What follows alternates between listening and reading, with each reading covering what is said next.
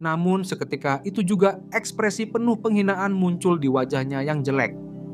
Dengan sikap merendahkan ia mulai menepuk-nepuk dan menunuk tubuh Singwang, seolah berbicara dengan sesuatu yang bukan manusia. Manajer He pun menantang Singwang untuk mengumpulkan uang dan membeli perusahaan. Kembali manajer He masuk ke dalam bar. Jelas dirinya tidak suka ada pria lain yang berani menunjukkan keberanian di hadapannya.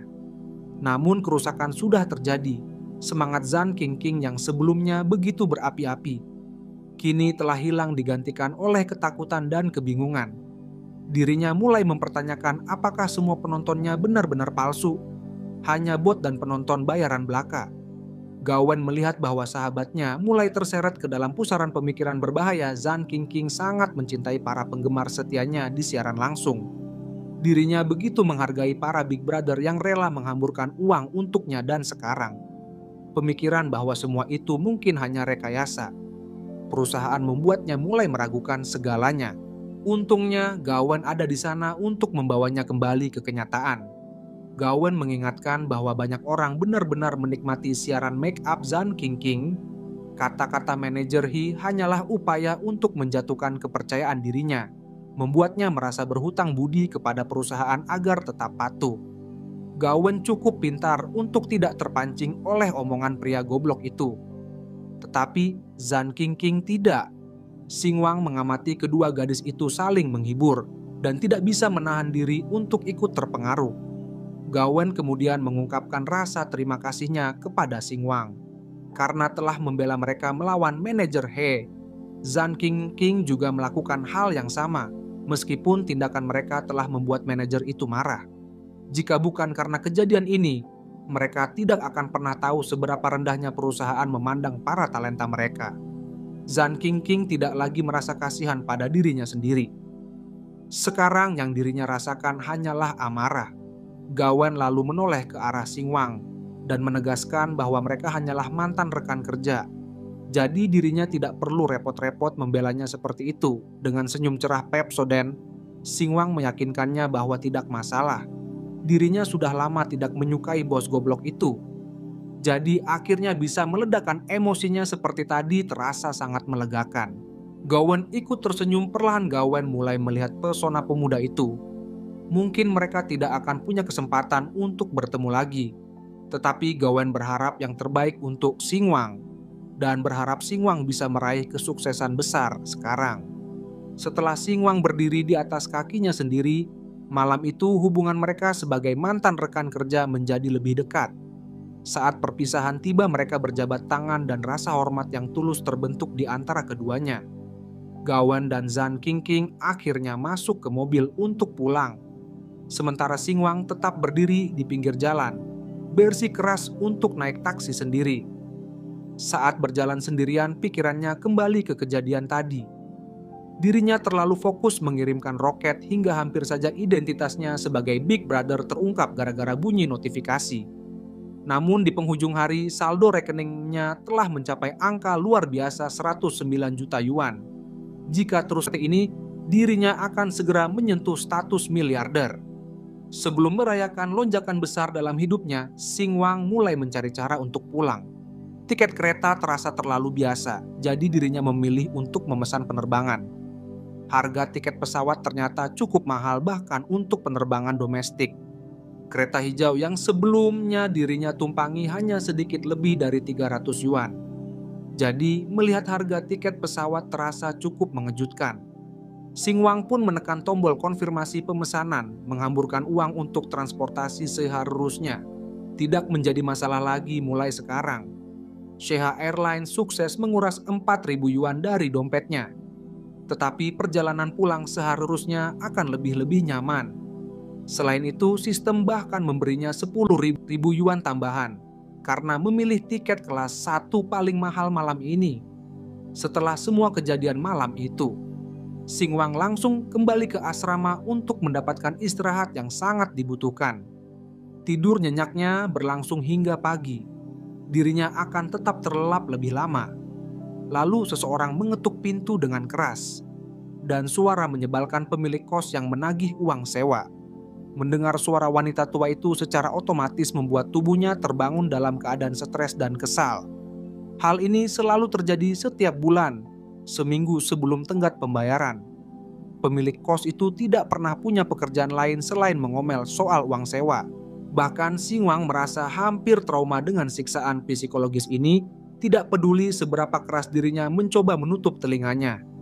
Ketukan itu terus berlanjut tanpa henti. Akhirnya, pada pukul 6 pagi Xing Wang menyerah dan memutuskan untuk menghadapi masalah ini secara langsung. Ketukan pintu tidak pernah berhenti hingga dirinya membukanya.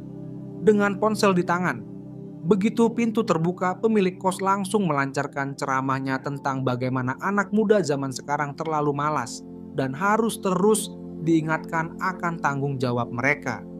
Tanpa berkata sepatah kata pun, Xing Wang dengan cepat memindai kode QR yang dibawa wanita itu dan langsung mengirimkan uang sewa. Tidak hanya itu, Xing Wang membayar sewa untuk 1 tahun penuh dalam 1 kali transaksi. Pemilik kos yang judes itu terdiam mendengar ponselnya berbunyi, memberitahukan bahwa 10.000 yuan telah berhasil diterima dirinya. Dalam pikirannya yang dirinya tahu, Xing Wang adalah pria miskin yang seharusnya tidak punya uang sebanyak itu. Kecurigaannya mulai muncul. Terlebih lagi ada tambahan 400 yuan dalam transfer tersebut. Ketika wanita itu bertanya, Xing Wang dengan santai menyebutnya sebagai biaya layanan agar dirinya tidak perlu mendengar ocehan soal uang sewa selama 1 tahun ke depan. Setelah menguap lelah di depan wajah pemilik kos, Xing Wang pun menutup pintu dengan keras, meninggalkan wanita itu dalam kebingungan. Dirinya ingin mengomel lebih lanjut, tetapi tidak ada lagi yang bisa dirinya katakan.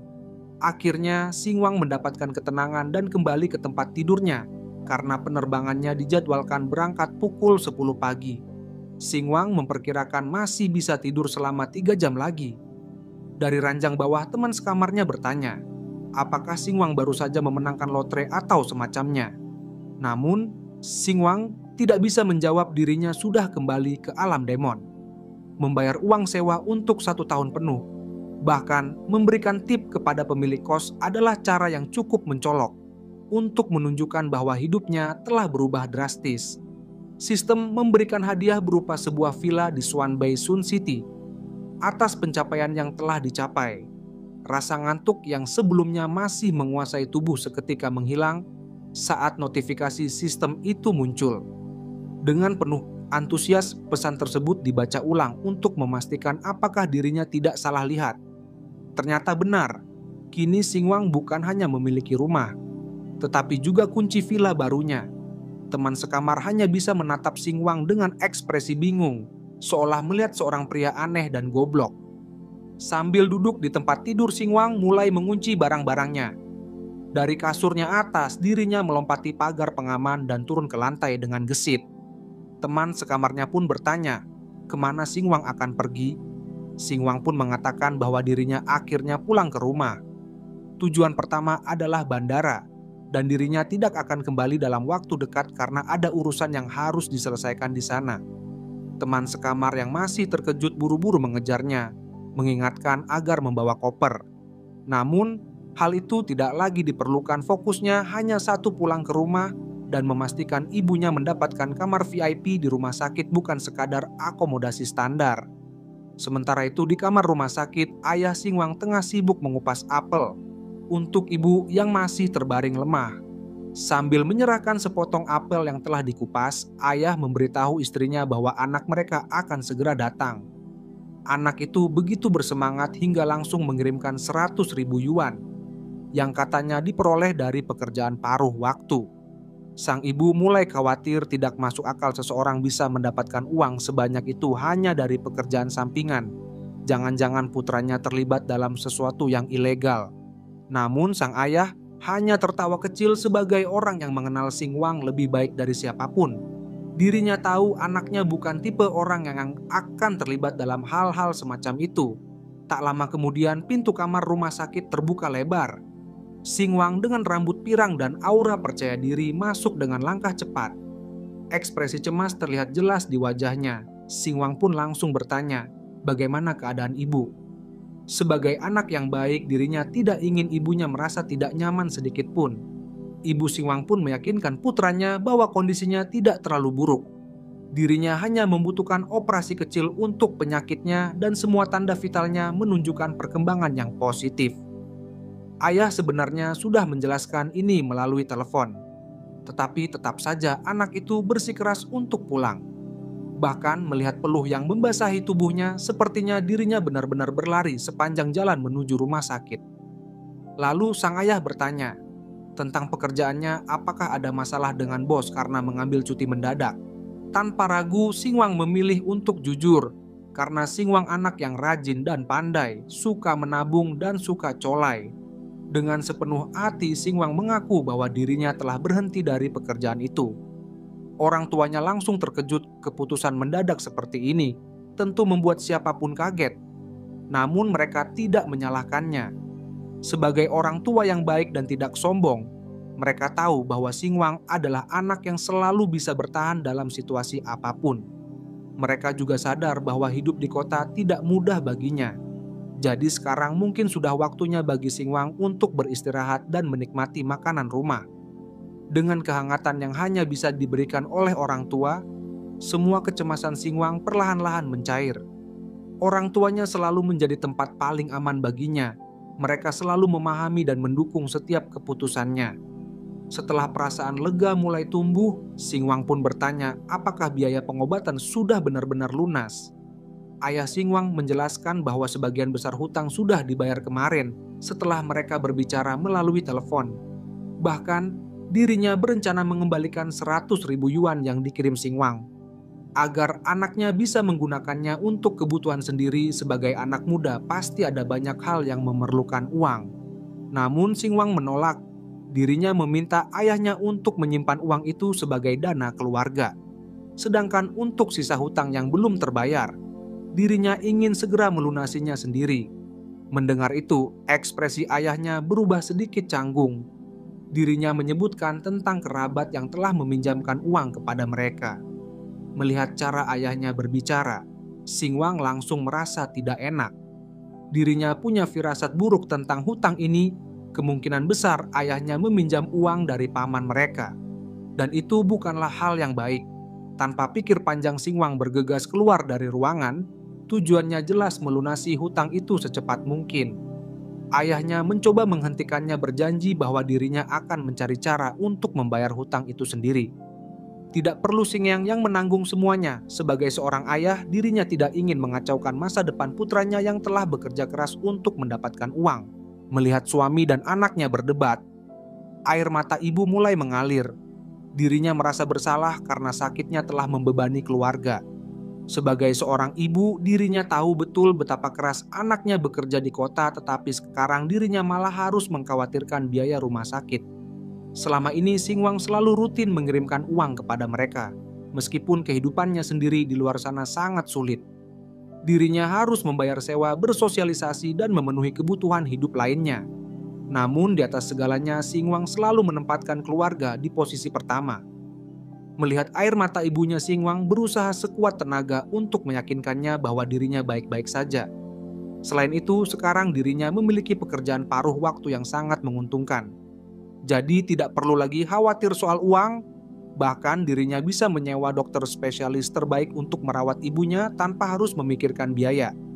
Tetapi untuk saat ini ada satu hal yang harus diselesaikan terlebih dahulu. Dirinya benar-benar ingin pergi ke rumah pamannya dan melunasi hutang itu segera. Tidak ada gunanya berhutang budi, terutama kepada kerabat seperti itu. Setelah menenangkan ibunya, Singwang keluar dari rumah sakit. Di luar dirinya bertemu dengan seorang kang ojek. Singwang pun seketika melompat ke belakang gerobak dan menyebutkan alamatnya Jalan Hutong 32. Mereka pun langsung melaju.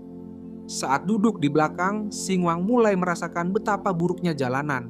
Seingatnya kondisi jalan di sini tidak separah ini. Dengan rasa penasaran, dirinya bertanya kepada pengemudi, "Mengapa perjalanan terasa begitu tidak nyaman? Bukankah proyek perbaikan jalan sudah dimulai 2 tahun lalu?" Namun jawaban kang ojek hanya membuat darahnya mendidih. Ternyata proyek itu benar-benar dilakukan oleh pemerintah, tetapi hasilnya justru lebih buruk daripada sebelumnya. Para kontraktor bersekongkol dengan pejabat daerah, menggelapkan dana proyek lalu kabur sebelum pekerjaan selesai. Akibatnya jalan yang seharusnya diperbaiki justru dibiarkan rusak dan terbengkalai. Sama persis kayak di negara Wakanda. Singwang pun seketika kesal. Para pejabat di daerah ini benar-benar tidak tahu aturan di wilayah miskin yang terpinggirkan seperti ini. Kehidupan selalu sulit jika keluarganya tidak cukup stabil secara finansial. Untuk mendukung pendidikannya, mungkin dirinya akan terjebak selamanya di tempat menyedihkan ini. Lalu mereka pun sampai di tempat tujuan. Singwang menatap rumah mewah di depannya dengan penuh kekesalan. Seharusnya mereka adalah keluarga, tetapi orang-orang ini tinggal di rumah mewah seluas 100 meter persegi. Sementara keluarganya hanya memiliki rumah kecil dari batu bata dan semen.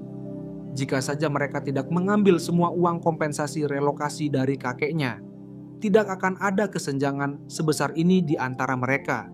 Sekarang keluarganya bahkan harus meminjam uang untuk biaya pengobatan. Dirinya menggertakkan giginya dan mengetuk gerbang dengan keras. Tak disangka seorang wanita muda cantik dengan rambut merah dan celana yang kekurangan bahan keluar dari gerbang untuk menjawab. Si wanita itu mengenal Singwang, begitu juga sebaliknya. Singwang pun bertanya, kenapa Wangyo berada di rumah pamannya? Wangyo hanya berdiri di sana seolah tidak bisa memberikan jawaban yang masuk akal. Kemudian sepupu Singwang yang bernama Dacaipu muncul dan melingkarkan lengannya di bahu Wangyo. Sepupu Singwang pun mengatakan bahwa Wangyo akan segera menjadi istri Singwang, atau lebih tepatnya sepupu iparnya. Namun Singwang sama sekali tidak peduli dengan hubungan mereka. Dirinya hanya ingin memastikan apakah pamannya ada di rumah, sehingga dirinya bisa melunasi utang dan menyelesaikan urusan ini sekali untuk selamanya. Wangyo menatap Singwang dan berasumsi bahwa Singwang bersikap dingin karena Singwang masih tertarik padanya dan belum bisa melupakannya. Melihat gadisnya memandang Singwang dengan tatapan lembut, Dacai pun seketika menepuk bokong Wangyo dengan kasar. Ia menatapnya dengan penuh ancaman.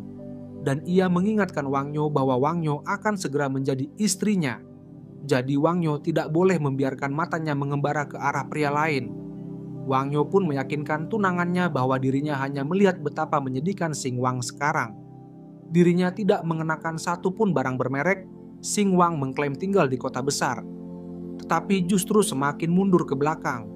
Wangyo pun beranggapan bahwa hidup di desa jauh lebih baik. Di sini suaminya bisa memakai dadas dan naipi kapanpun ia mau. Dacai dan Wangyo akhirnya membiarkan Singwang masuk ke dalam rumah. Di ruang tamu yang mewah, pamannya sedang bermain kartu remi dengan beberapa teman. Begitu melihat Singwang, pamannya pun memperkenalkan keponakannya yang bekerja di kota besar kepada teman-temannya. Salah satu pemain kartu ikut bersenang-senang dan bertanya, apakah Singwang menghasilkan banyak uang di kota? Mereka mengenal beberapa orang yang pindah ke kota besar dan berhasil menghasilkan ratusan ribu yuan. Lalu Dacai kemudian masuk dan memberikan pukulan telak dengan mengejek Singwang. Lihat Singwang ini sukses sekali. Singwang bekerja seperti kuda hanya untuk gaji 5.000 yuan per bulan. Sementara kami membayar wanita tua untuk memberi makan babi di desa dengan gaji 3.000 yuan. Seketika mereka pun tertawa di ruangan itu. Dacai pun bertanya, berapa banyak uang yang telah ditabung oleh Singwang dengan biaya sewa apartemen yang tinggi di kota? Kemungkinan besar Singwang membawa pulang hanya sedikit uang dibandingkan para peternak babi di desa. Namun Singwang tidak menggubris Dacai yang menyebalkan dan langsung ke intinya. Singwang pun mengatakan bahwa dirinya datang untuk melunasi hutang, bukan untuk mengobrol. Pamannya masih terlalu fokus pada permainannya, sepertinya ia sedang posisi menang. Lalu pamannya mengatakan bahwa tidak perlu terburu-buru. Dirinya memahami betapa sulitnya hidup bagi keluarga Singwang. Tetapi tetap saja hutang itu berbunga, jadi ini bukanlah amal. Singwang tetap mencoba bersikap sopan, tetapi pamannya terus menolak mengambil uangnya. Mereka semua berpikir bahwa Singwang sedang berjuang dan tidak memiliki cukup uang untuk membayar. Namun Singwang bersikeras dirinya tidak akan meninggalkan rumah ini sebelum hutang itu benar-benar lunas. Akhirnya pamannya menyerah dirinya, bahkan menawarkan opsi pembayaran secara cicilan dan menyuruh Dacai mengambil buku merah, dokumen yang mencatat pinjaman keluarga mereka.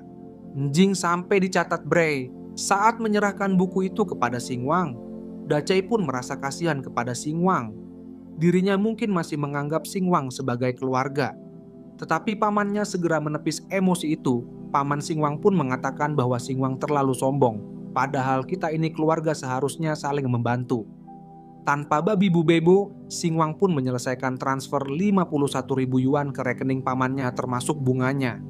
Seketika pamannya buru-buru mengeluarkan ponselnya dan mengecek saldo. Matanya hampir keluar dari rongganya dan mengatakan bahwa Singwang benar-benar melunasinya. Ini tidak percaya. Dengan tatapan mata Najwa yang penuh rasa ingin tahu, ia bertanya dari mana Singwang mendapatkan uang sebanyak itu. Namun, Singwang hanya berjalan ke arah pintu dan menjawab singkat, "Aku bekerja di kota." Dacai pun mengatakan bahwa Singwang begitu keras kepala hanya demi harga diri, demi melunasi hutang ini. "Singwang mungkin telah mengorbankan kesehatan ibumu.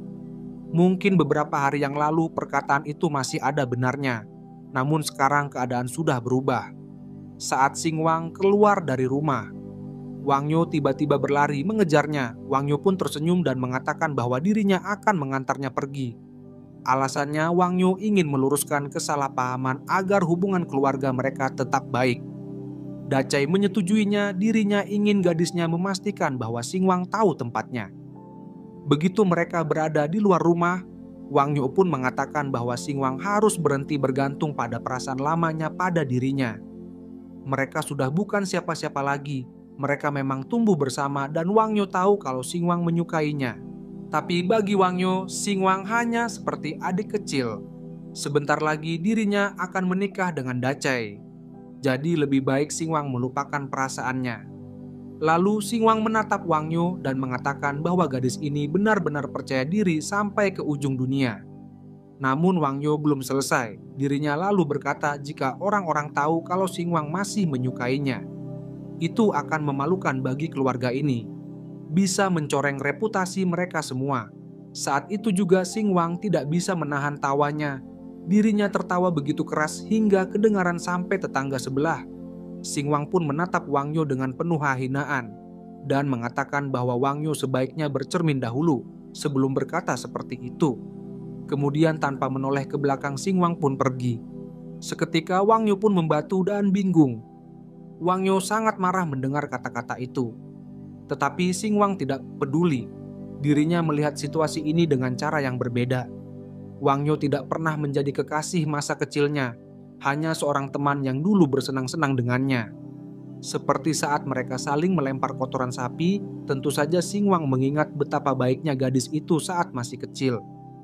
Dan berharap bahwa Wang Yo tidak akan tumbuh menjadi orang yang membenci orang miskin dan hanya mencintai orang kaya.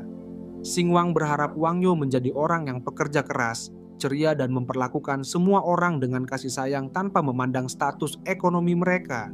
Namun kenyataannya Wang Yo tidak berbeda dengan orang serakah lainnya, seperti pamannya sekarang. Singwang pun tidak berniat berpura-pura seolah dirinya tidak membenci Wang Yo. Namun Wang Yo menafsirkan kata-kata itu dengan caranya sendiri. Dirinya yakin bahwa Singwang hanya mengatakan semua itu karena tidak bisa mendapatkan dirinya sebagai istri. Itulah sebabnya Singwang marah dan mencoba menghinanya. Tetapi dirinya bersedia memaafkan Singwang karena sebentar lagi mereka akan menjadi saudara ipar. Wang Yo tidak ingin bermusuhan dengannya. Lebih baik membiarkan masa lalu tetap menjadi masa lalu. Mendengar hal ini, Singwang pun terkejut dan mengatakan apalagi yang bisa diharapkan dari gadis serakah lainnya. Singwang tidak mau membuang waktu lagi dan segera berbalik untuk pergi. Seketika Wang Yo pun semakin marah. Dirinya sudah mencoba bersikap ramah, tetapi sekarang kesabarannya habis. Dirinya tidak akan berpura-pura lagi. Lalu dengan cepat, Wang Yo berdiri di depan Singwang dan bertanya, apa yang sebenarnya Singwang pikirkan? Apakah Singwang benar-benar berharap bisa menjadi seseorang yang hebat hanya karena lulus dari universitas kelas 2 dan tinggal di kota? Menurut Wang Yo, semua itu sia-sia. Singwang tidak akan pernah sekaya sepupunya. Tidak peduli seberapa keras Singwang bekerja. Wang Yo mengira dirinya sudah lama memahami bagaimana kehidupan bekerja orang kaya seperti pamannya. Bisa hidup mewah di rumah seluas ratusan meter persegi, makan enak, minum amer dan bersantai. Sementara orang miskin seperti Singwang dan keluarganya terpaksa berdesakan di apartemen kecil, terus-menerus berhutang dan bekerja keras. Baginya pilihan sangat jelas. Namun Wang Yo tidak berhenti di situ. Ia juga mengungkit ibunya Xing Wang yang terus-menerus sakit memperburuk keadaan mereka dengan tagihan rumah sakit yang semakin menumpuk. Tidak peduli apakah Xing Wang memiliki 5.000 atau bahkan 155.000. Itu tidak akan cukup untuk menyelesaikan masalah mereka. Wang Yo juga sudah muak berpura-pura baik hati. Sekarang, Wang Yo senang bisa mengatakan semua ini langsung di hadapan Xing Wang. Xing Wang benar-benar kesal melihat gadis licik ini dan akhirnya menunjukkan wajah aslinya. Xing Wang tidak tahu apa yang Wang Yo bicarakan. Jika Wang Yo berpikir bahwa pamannya dan sepupunya adalah orang terkaya di dunia, lalu membanggakan mereka seolah itu adalah sesuatu yang luar biasa, maka itu benar-benar konyol. Faktanya Xing Wang dan semua orang lain tidak peduli sedikit pun dengan Wang Yo dan calon suaminya. Dengan sikapnya yang seperti ini, Wang Yo hanya membuktikan bahwa dirinya tidak lebih dari Balmon yang dicat cantik. Seketika Wang Yo tidak tahu harus berkata apa, dirinya hanya bisa menunjuk ke arah Xing Wang mencoba mencari cara untuk menghinanya. Tetapi Xing Wang lebih cepat darinya. Xing Wang masih punya sesuatu untuk dikatakan. Berbeda dengan calon suami Wang Yo. Xing Wang mandiri, pekerja keras, rajin, dan penuh motivasi. Cuma Xing Wang jarang mandi. Dirinya menghormati orang tuanya dan tidak memperlakukan orang berdasarkan kekayaan mereka. Itu semua jauh lebih berharga daripada uang yang dimiliki sepupunya. Wang Yo sebaiknya berhenti bertingkah seperti orang gila dan bercermin. Lalu sistem pun memberi penghargaan kepada Xing Wang dengan sebuah rumah lagi. Namun, ada satu masalah. Rumah itu akan segera dihancurkan. Itu sedikit di luar dugaan, tetapi Xing Wang siap menghadapinya. Sementara itu Wang Yo masih tidak mau tenang. Dirinya terus menunjuk-nunjuk Xing Wang melontarkan berbagai hinaan. Akhirnya Xing Wang pun merasa muak. Xing Wang meraih jari Wang Yo dan mengarahkannya kembali ke wajahnya sendiri. Xing Wang menyarankan Wang Yo untuk tetap tinggal di rumah ini bersama calon suaminya dan berhenti menyakiti orang lain. Lalu Xing Wang dengan cepat pergi dari sana meninggalkan Wang Yo. Namun tak lama setelah Xing Wang berjalan menjauh, sebuah mobil mengejarnya. Xing Wang terkena cipratan lumpur dari genangan air. Dan tentu saja orang di dalam mobil itu adalah sepupunya. Dacai menghentikan mobilnya dan tidak melewatkan kesempatan untuk menertawakan Xing Wang. Dacai pun mengatakan bahwa dirinya sedang terburu-buru pergi ke lokasi konstruksi. Perusahaannya baru saja menerima kontrak dari Biro Konstruksi Kota pertama.